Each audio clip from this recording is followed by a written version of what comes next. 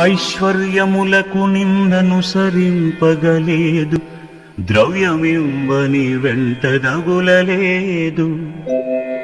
కనకమిమ్మని చాలా కష్టపెట్టగలేదు, పలకిమ్మని నోట పలుకలేదు.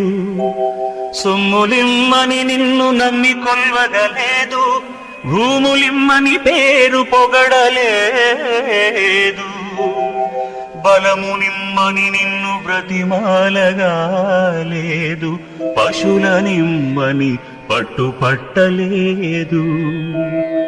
నేను కోరినదొక్కటే నీలవర్ణ, చెయ్యనను మోక్షమిచ్చిన చాలు నాకు.